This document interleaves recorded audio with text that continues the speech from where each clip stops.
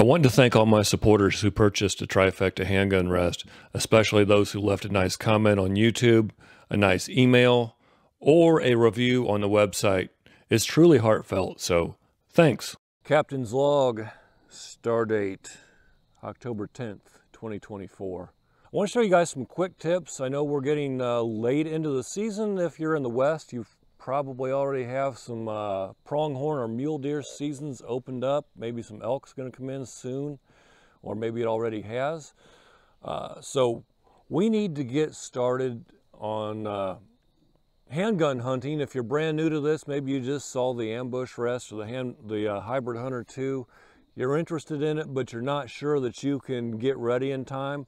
That's what this video is really all about. So I'm going to suggest, first of all, that you use a tripod. Get a good quality tripod. It should have a 3/8/16 stud sticking out of the top. I'll roll in a picture right now. That's what you should use. Don't use a ball head. If you want to use your trigger sticks, what are those? The Primos trigger sticks and the bog gear, the old school bog gears. Those will also work. I did make a video for the ball gear. Check that out. It's just a real low-key video. But check that one out. If you have any questions, please send me an email. Contact information is on the website, www.Trifectahandgun.com. Okay, so let's say you get your rest out of the box and you're going to have to adjust three things. Your trigger guard guide wheel, which is this. You're going to have to attach your control freak bag, and you're going to have to put your handle on the rest. So how do we want to do all that? There's a manual that you can download on the website, but the other thing that you can do is just watch what I'm doing now. If you look at the top of your trigger guard guide wheel, you're going to see a piece of Velcro, the soft side, the loop side. That is a fire retardant piece of Velcro. It is meant to not burn up your rest from these cylinder gases leaking out of your revolver if you're using a revolver. So you're going to set your gun on the rest just like this. Take a good look at this. I'm going to leave this here for a second. There is a frame under here. You're going to set that frame down on the top of your rest. Every single person that I've ever showed this rest to, I let them do it on their own just to see what they do. And they want to rest the barrel on there. And then they want to move this trigger guard guide wheel all the way up. You don't want to do that. Put your frame right there and you're going to be just fine. So adjust your height. You may have to play around with that just a little bit. Put your control freak bag on with the letters just behind the butt of your gun. So my lettering's right here. And that's going to give you room to get your hand on the rest. Now I want to get to my favorite part of this rest, and that is how to actually go ahead and take a shot, right? That's what we're here for. Let me level this thing up just a little bit. There we go. So we can quickly put our gun up here on the rest. See that? It's a very consistent point. I don't have to look at it. I can go to the same place every time. Now, you're probably not going to flip it up there like that because you're going to spook away whatever you're trying to shoot. But put your gun on the rest with your left hand or offhand. Grab the front of your rest just like that.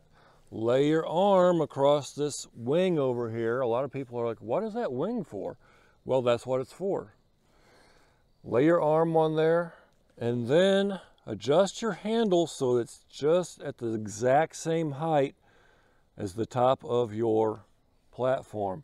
So you're going to lay your arm on here, lay your arm on here, and grab the front. See that? Now I can loosen up this rest a little bit. I got everything so tight. Now I can manipulate my gun up and down, sideways, whatever I want to do. I can track a game animal, I can get on target quickly. That's one of our pillars, right? Versatility, speed, and accuracy. So we want to be able to get on target quickly, because if the animal's gone, it doesn't matter how accurate you are. So you're going to grab the front of your rest and track. Okay, makes sense? Good. Okay, next tip.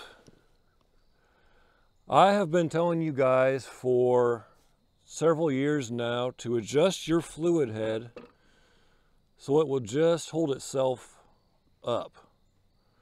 And I've actually gone a little bit lighter and I've gotten better groups. So this won't actually hold itself up. If I go too far forward, it'll fall down. Same thing with backwards. So that's how I like it, because it's just so smooth. It's buttery smooth. It doesn't ever catch that way. So I can get on here and I can make little tiny adjustments. And since I have all this weight on here, it doesn't really affect the accuracy at all. So I keep mine super loose, whether I'm using a tripod or a monopod, either way. Okay, last tip, and I will let you guys go.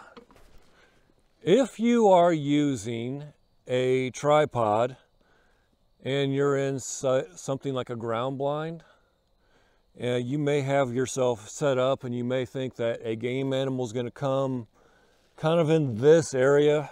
Let me just put that in front of me. So I think it's going to come somewhere in this area, but if it comes over here and I still want to use my tripod, I can do that, and I can do it fairly quickly. So I'm going to move my tripod over and I'm going to look at my level. Most tripods have a level on them, the good ones do anyway. And I can probably manipulate the legs, as long as the terrain's not too uneven, I can probably manipulate both the back legs. So I'm going to make them loose at the same time and just watch my level, see which way I have to go, and then tighten it back up. So that's pretty fast. It's not as fast as using a monopod, but it's pretty fast. So it's just another way to get on target. I would definitely want to do this if I was going to take an extended range shot. Now you may not like where the rest is. It may be a little bit low because we've used gravity as our friend and brought everything down a little bit. But the nice thing is we can kind of slink our body down and we can keep that same arm to rest relationship and just kind of come down. We're just going to make one shot, so it's not like a whole range day where you have to slink down like this, but just keep that same exact relationship you did when everything was up high. So I hope some of those tips were able to help you guys. If you have any questions, go to the contact page on the website, or you can leave a comment down below, which I would super much appreciate. Hey, thanks for watching. I'll see you guys on the next one.